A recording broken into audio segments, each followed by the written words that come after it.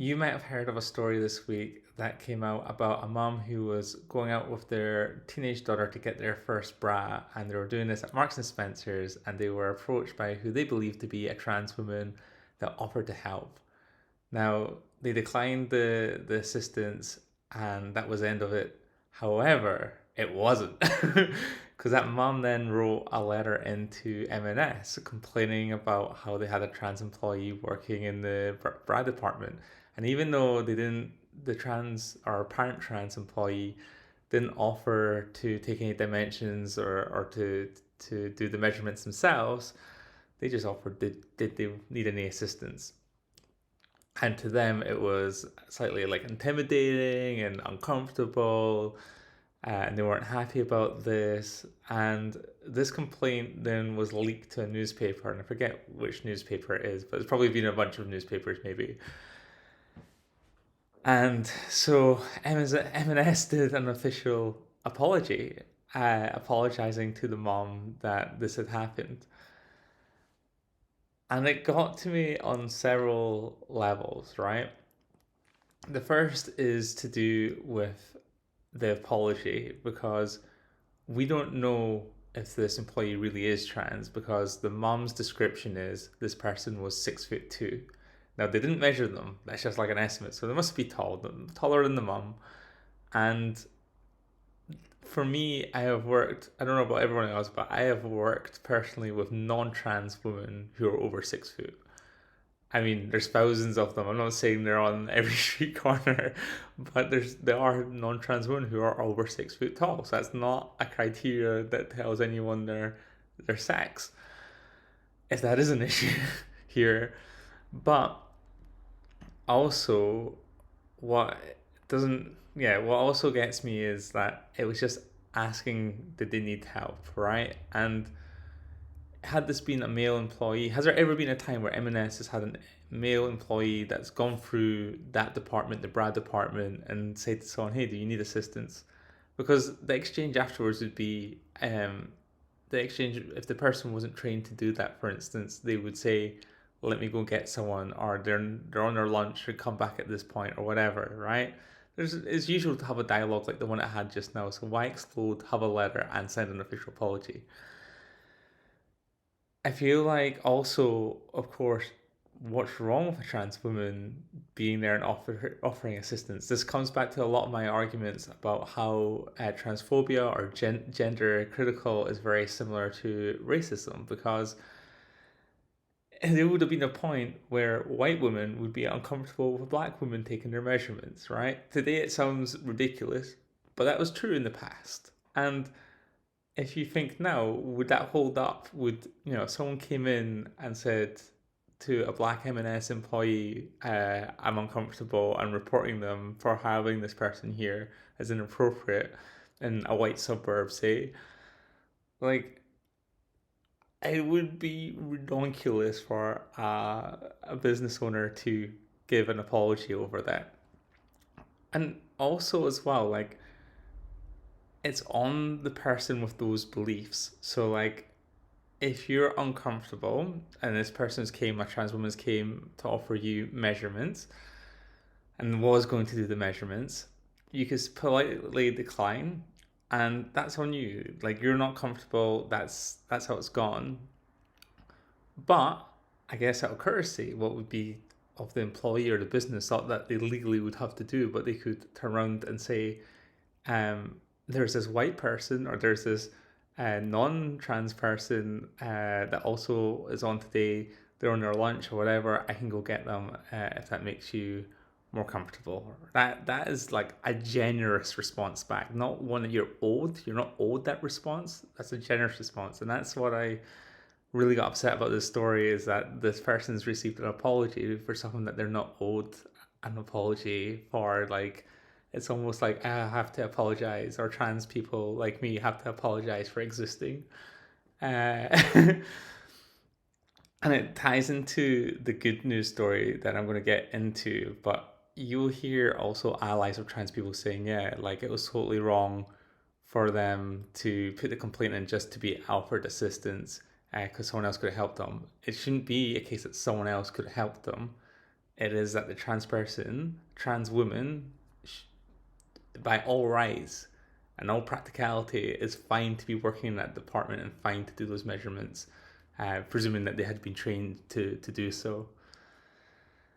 Anyway, the good story, the weird story, the kind of like pick me up from this is actually my experience of going to get a bra fitting. Because despite what gender critical people say, like, like these biologically grown, yeah, I needed support. And I remember like in the first year on hormone treatment and when my breasts started to grow and feeling them on stairs or whatever, and it was just like, yeah, it's probably time to get proper bras. And I was going to places like Primark and buying these cheap bras, trying to guess my size, using a bit of rope and coming underneath and trying to get like what's my underbust. And I couldn't get anything to quite work right. And also there's quite a bit like there's bits that you can move on the bra and whatever. And it wasn't a case that I could just ask Lauren, my wife, because it would work for me. It wouldn't necessarily work for her, and vice versa. So I was out one time in a shopping mall in Glasgow, and I was doing. I can't remember if it was like getting gifts for like birthdays or something like this, but I was out getting gifts, and I was in guy mode. I wasn't out yet, and I yeah, I would wear a couple of layers on top, like thick baggy stuff, just to like hide the chest. And my hair wasn't as long as it is. It's like my hair's down to near my butt basically, but I had my hair probably about this length at the time. I pushed back, and there's this famous chain shop, and I saw in the window going past that they were doing free bra fittings, and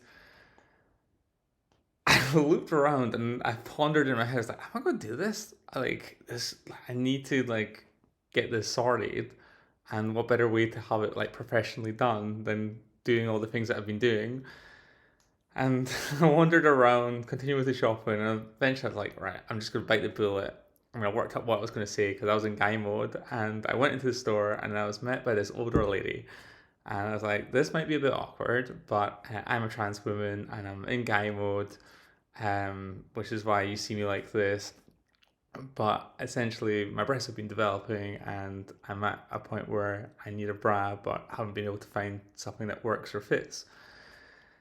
Uh, would it be possible to do a bra fitting with one of your colleagues? And she had said, like for herself, that it'd probably be better if she has someone in mind that's like LGBT friendly, and they'd be happy to do it. So I went and asked, and yeah, the whole thing came together. And the person that was going to help me, their name I think was like Lee, like this, and she had red hair, and she was probably in her mid-20s, and she was just really like kind of energetic, but like very warm, friendly, and chatty. And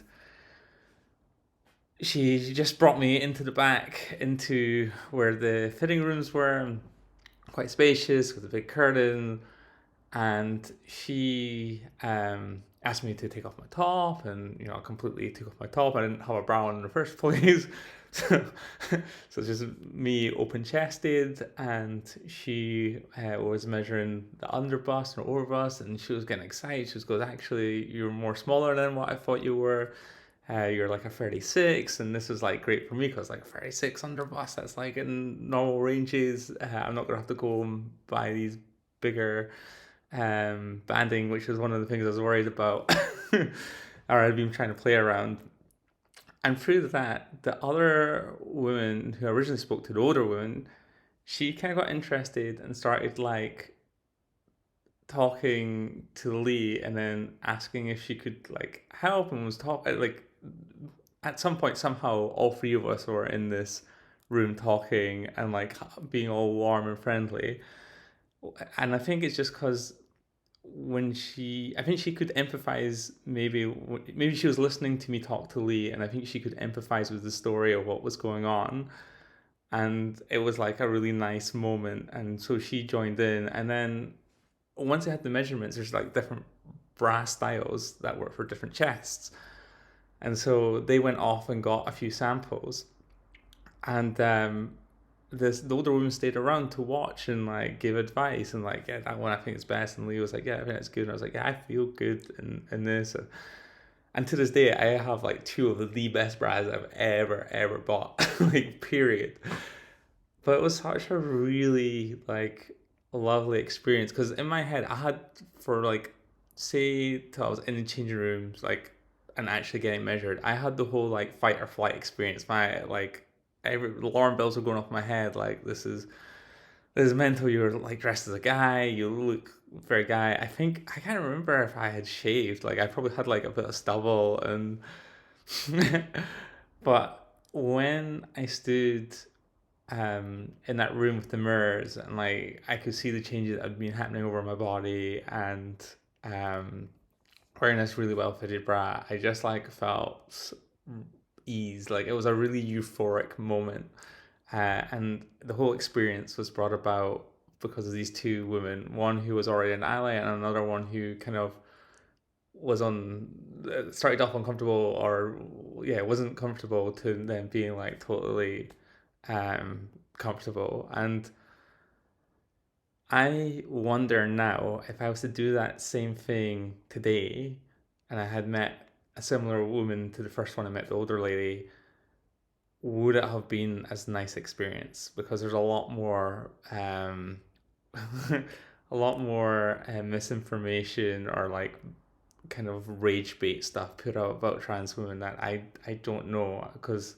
that was someone on the fence. What I've seen over time is people on the fence moving to being anti-trans women. But I still hold out. Like, here's a case where a trans woman came in and it went totally fine, and it actually disproved to someone that had concerns that this was actually quite normal and a pleasant experience, and so it should be. Like, I think for most trans women, just as similar as any other woman, you're going to have a similar experience measuring them as you would us. So, and it would be vice versa. Like, if I was to come in and measure you, say I always try, like, be some career switch, and I have done career switches in the past, but if I had a career switch to be a bra fitter, like, there's no reason to be uncomfortable with me doing your measurements and helping you choose the right style for your body.